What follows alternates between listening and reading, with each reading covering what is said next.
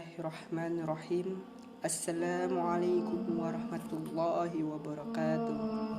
Innal hamdalillah na'maduhu wa nasta'inuhu wa nastaghfiruh wa na'udzu billahi min syarri anfusina wa min sayyiati a'malina.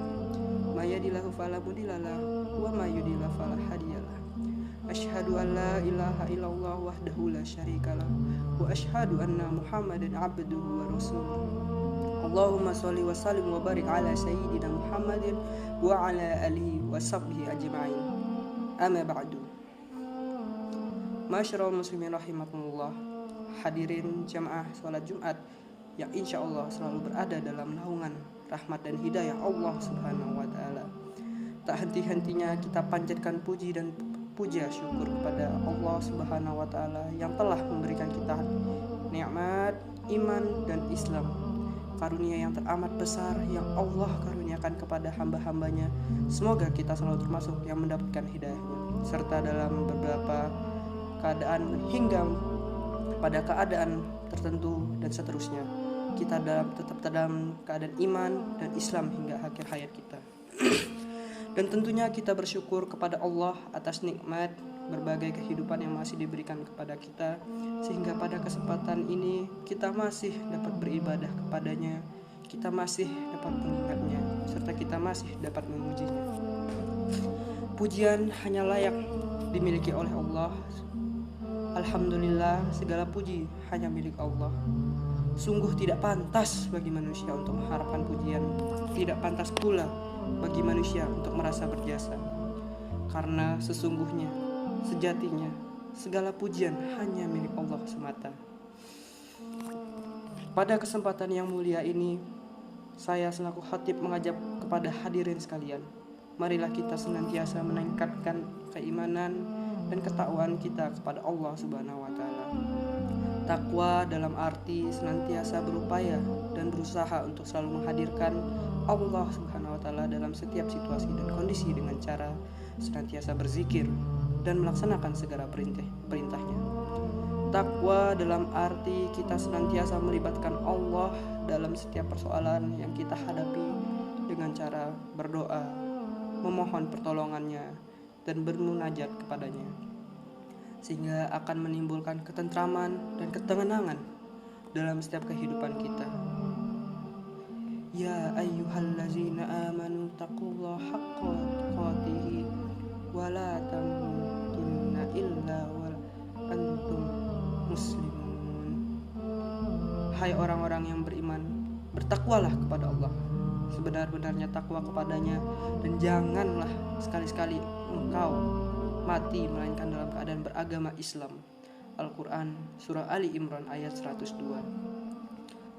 Dan tentunya salawat serta salam semoga tercurah tak henti-hentinya kepada Nabi Muhammad SAW beserta keluarganya dan para sahabatnya. Sidang sholat Jumat yang dirahmati Allah Subhanahu wa taala, dalam khutbah Jumat singkat ini, mari kita merenung sejenak tentang apa yang terjadi di sekitar kita, tentang bagaimana kita telah menjalankan kehidupan kita. Kita telah melalui masa sulit kita dalam masa pandemi COVID-19, dan kini kita telah melanjut pada transisi kehidupan yang semoga insya Allah selalu dinaungi Allah Subhanahu wa taala dan di dalam rahmatnya. Tidak banyak, tidak kurang, dan tidak lebih dari saudara-saudara kita yang telah mendahului kita. Siapa saja, kapan dan di mana saja bisa meninggal dunia. Kullu nafsin za'iqatul maut. Setiap yang bernyawa akan merasakan mati. Kematian adalah sesuatu yang pasti kita hadapi, sesuatu yang menjadi gerbang dari kehidupan dunia menuju kehidupan akhirat, yaitu adalah kematian. Masyarul muslimin rahimakumullah. Dalam surat Al-Baqarah ayat 28 Allah berfirman, bagaimana kamu ingkar kepada Allah padahal kamu mati, lalu Dia menghidupkan kamu, kemudian Dia mematikan kamu, lalu Dia menghidupkan kamu kembali, kemudian kepadanya lah kamu kembali.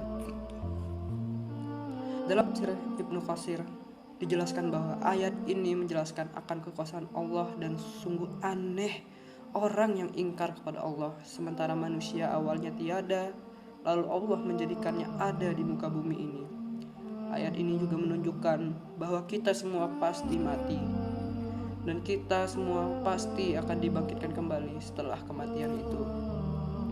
Jamaah sholat Jumat yang dirahmati Allah Subhanahu wa Ta'ala, maka apa saja kewajiban kita dalam kehidupan ini sebagai persiapan diri kita sebelum menghadapi kematian? Tentunya ada banyak PR yang harus kita lakukan dan kita kerjakan. Namun setidaknya ada 3 hal yang akan kita bahas pada kesempatan berharga ini. Pertama, beramallah sebaik mungkin. Dalam surat Al-Mulk ayat 1-2 Allah berfirman, Tabarakalladzi biyadihil mulk wa huwa ala kulli syai'in qadir allazi khalaqal mauta wal hayata liyabluwakum ayyukum ahsanu amala wa huwal azizur ghafur.